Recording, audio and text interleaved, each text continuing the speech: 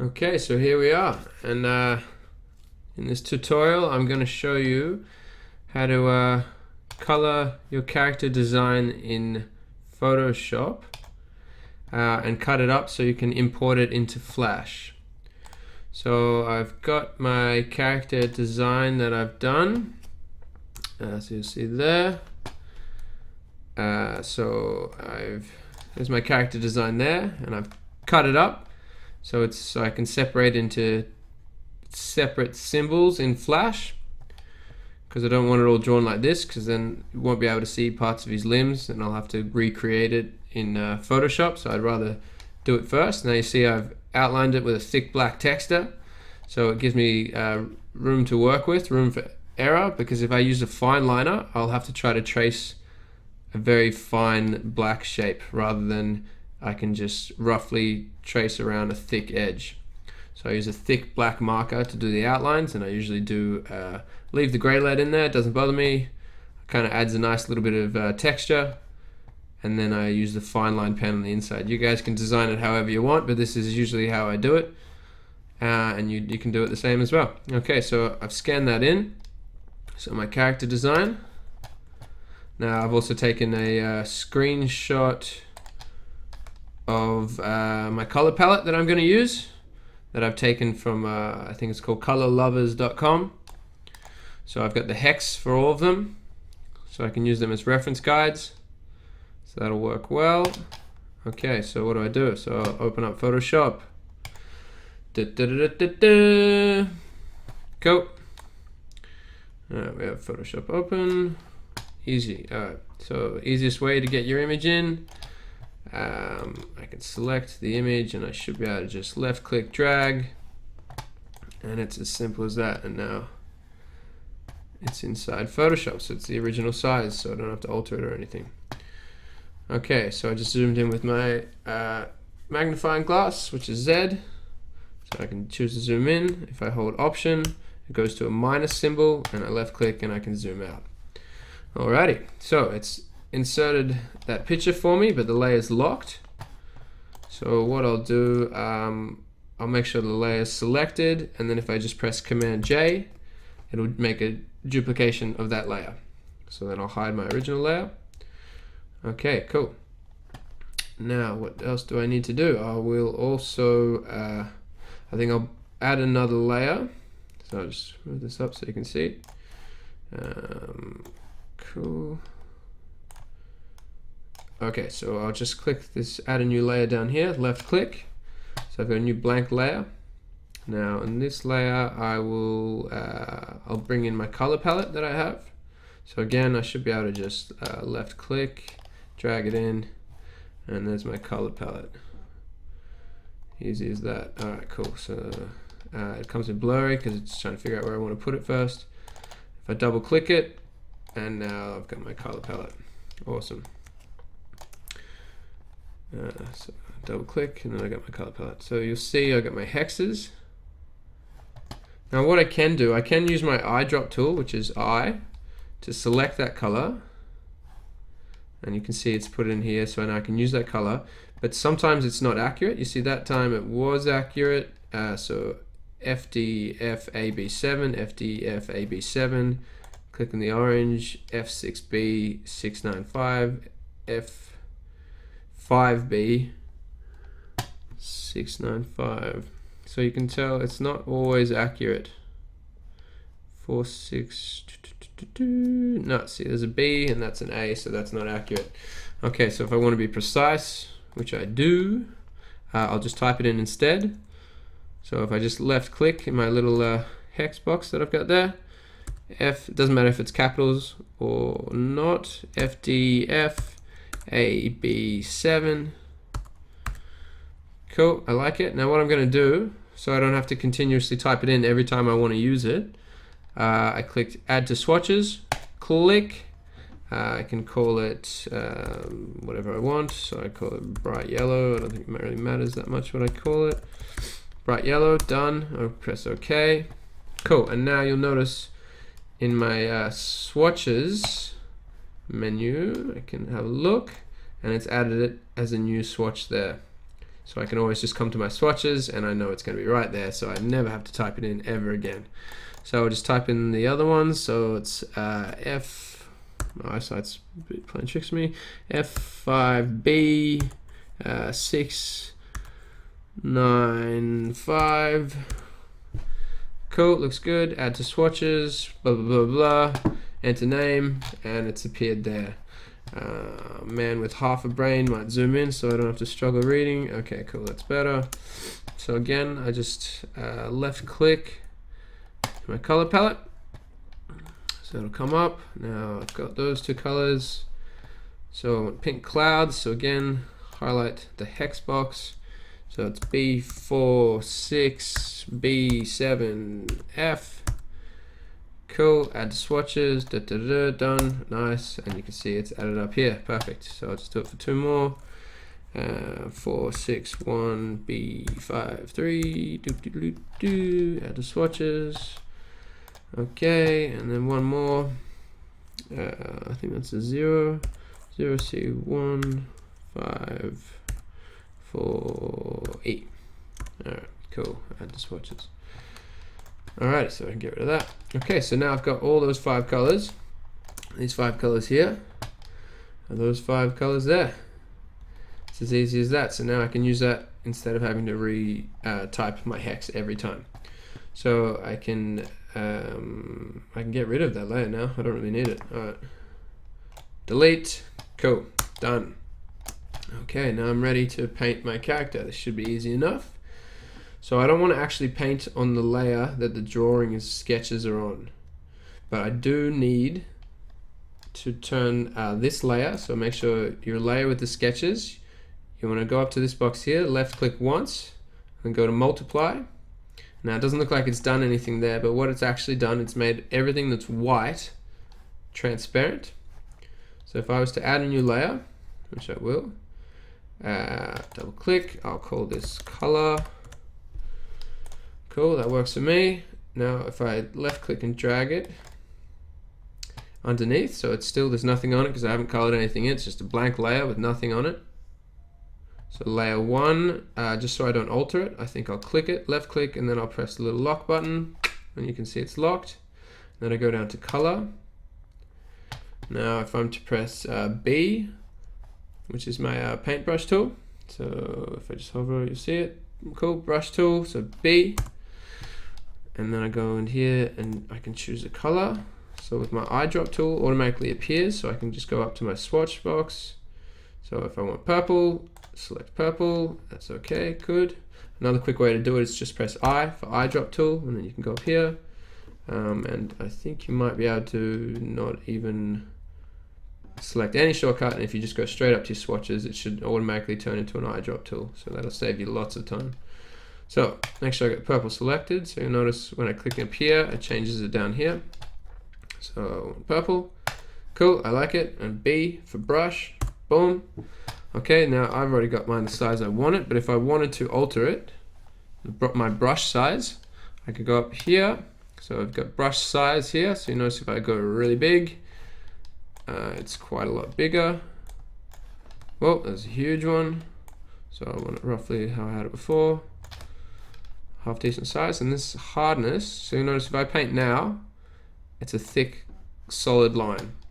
And if I change the hardness of it, so if I bring it down, when I press it, it's more like a spray can. So it's kind of blurry edges. Now that's alright, but if you're gonna import it into Flash, I recommend you don't use it so it's more like a spray can, because what it'll do is you'll be able to see those white gaps when you move the animation around on top of a background. So it's a lot better to have solid colors. If you wanted to use the spray can tool to get that effect, I'd put a solid color underneath first and then use your spray effect. So I'll undo that. So if I hold Option and Command and just tap Z, I can undo those paints that I did. Okay. So now I've got my purple color, I've got my brush the way I want it, so the size is good, hardness 100%. Now I start coloring it in. Okay, so it's as easy as left clicking. I'm just going to do a rough job. So I want this Thai purple.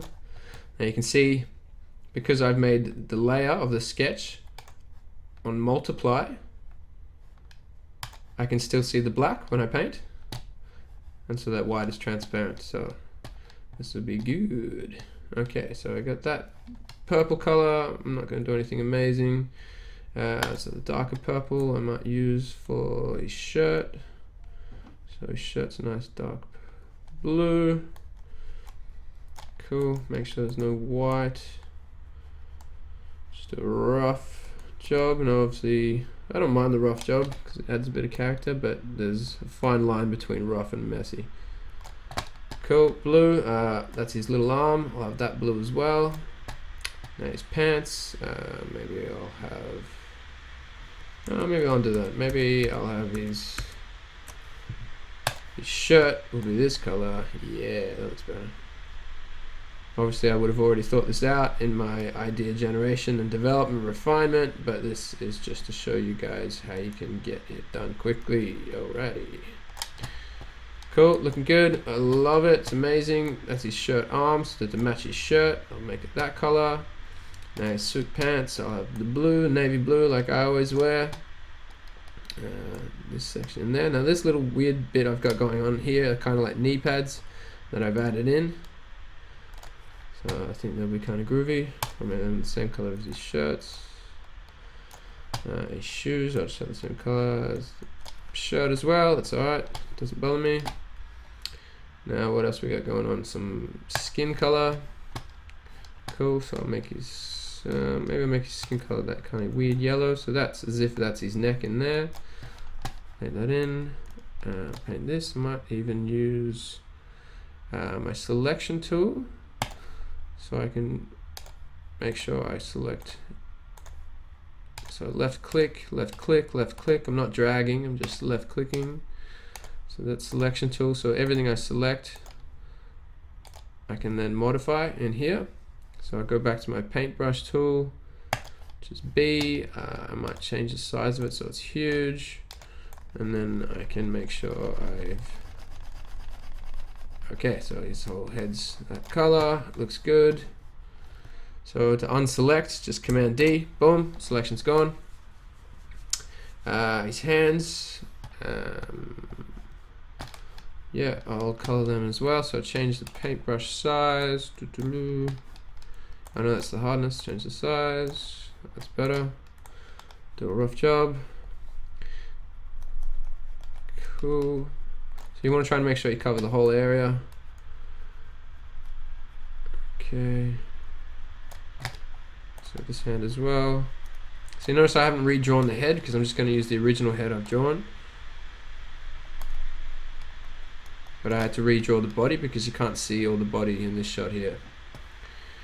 Okay, looks pretty good. What else might I do? Another color. So I've got like a maybe sort of 3D head, so I might even draw as if these are shadows on this side of his head. Like that. A bit of detail on his eye, so like he hasn't had sleep in a while.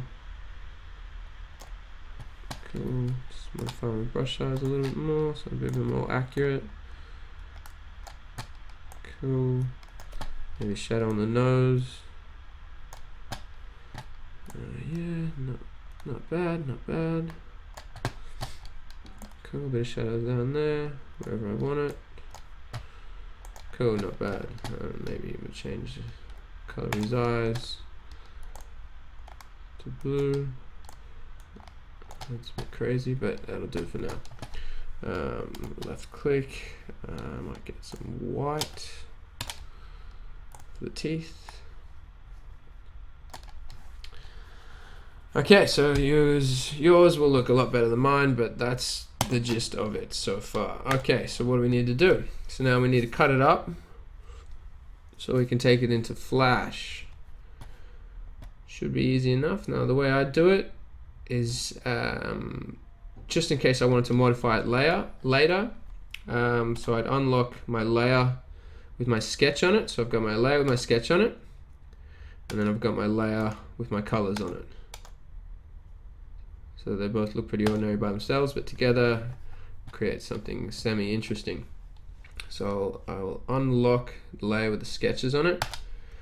Hold Shift and select So now I've got both layers. Now if I just press Command J, it'll make a duplication of those layers. Now with this duplication, so I'll make sure I can't edit these ones, so I can hold Shift and select both, press lock, now they're locked, just to make sure I don't accidentally alter them. Now what I do, I would select the top layer of my sketch, hold Shift, select the bottom layer of the color, right click, and I'd merge those two layers. So now I'd make it so I can't view the layers underneath, so I'm just viewing my this picture here. So you'll notice when I press this, it disappears because I've merged both the color and the sketch together in one layer. But I made sure I made a duplication of it first, so I've always got something I go back to just in case I change my mind. Okay, cool. So now what do? We need to select it. So the lasso tool, L. Now you can decide if you hold the left key down, you can decide if you want the lasso tool, the round one, so you can make more smooth edges.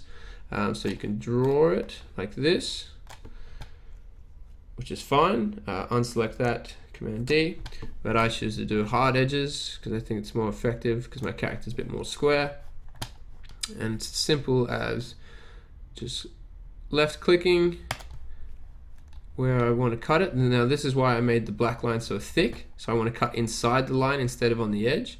Because if I try to cut on the edge, it'll still get a lot of white on the outside. So I purposely make my outside lines really thick so I can do a rough job so it's a lot quicker. So I don't have to be as accurate.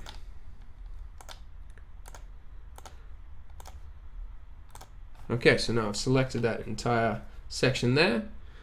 So if I was to go to select inverse, which is also Shift Apple I. So now rather than have selected that head, it selects everything around it. So now if I was to press delete, it deletes everything except for that head. So I can unselect that, Command D. Now if I go, I think it's image, and then trim. So transparent pixels, yes, that's all good. This is all good here, okay. And now it modifies my canvas so it's only the size it needs to be. So it only covers the size of his head, no more, no less.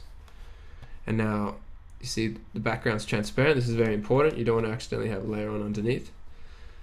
Cool, so then I can go File, Save As. I'll call this head. Now, you want to make sure you don't save it as Photoshop file. So you left click, I'm going to change it to PNG. So PNG makes sure that the background is still transparent. So I might create a new folder called character, say body parts or sections or whatever you want to say, sections. Cool. So now I've got a folder, character sections, save in there. That's all good, okay. Cool. Now what I do now, instead of continuing on, so going out of this and grabbing the head and bringing it into Flash, if I was to undo using Option, Command, and then tapping Z, I can keep pressing it until I get all my character back. Then I'd press deselect that with Command D, and now I've had my lasso tool selected. I can now go and select the next object. So rather than having to recreate different layers for different objects, I can do it as quick as that. So again, I left click, just selecting around my object inside the black, not on the very outside. Selected that layer. It's as simple as Shift Command I, so I select the inverse rather than inside of it. So I press delete, it gets rid of all that. I can go to image, trim, okay, so now it's just a section of the body. Again, file, save as, this time I'll call it body. Make sure I'm in the right file, so don't want to be a Photoshop, want it to be PNG, save. OK, and now it's saved in that file. So again, I'll just undo all that. So when I'm undoing it here, I still have a PNG saved. So undoing it here doesn't alter that PNG. So Option, Command Z, Z until everything comes back. And again, unselect. So Command D, make sure I have my lasso tool, and I can constantly just quickly select all the objects I need. Okay, so you can see how you could keep doing that, and that's an easy way to cut up your character. So now if I get out of Photoshop and go into character sections, you'll notice my body, which I saved in the wrong folder, so I'll just move it slightly. So in character sections, I've got my body and I've got my head. Now if I open up Flash, ActionScript 3.0, so I want to bring in my images, so File, Import to Library. Cool, so I'd only do this when I had all of my body parts that I wanted to bring in, so I can select the first body part, hold Shift, select the second one, so I got my body and my head, PNG, open. Now they're inserted into my library, and it's as simple as bringing them out, and now I have my head. And it's as simple as that. So now I've got my character. So you notice, because I did that thick black line, there's no white around the edges, so it looks very clean. And you can see how I'd bring them all in and then alter the size so they're exactly the same as I want. Now what I could have done, I could have brought them both in at the same time. That way I can ensure that when I change the size, I can change the size of both of them. So depending on how big or small I want it. So there you go, there's his little head on top of his body. So you could see how you would be able to use Photoshop to your advantage to make an awesome character that's gonna be the bomb. Cool, alright. Peace out.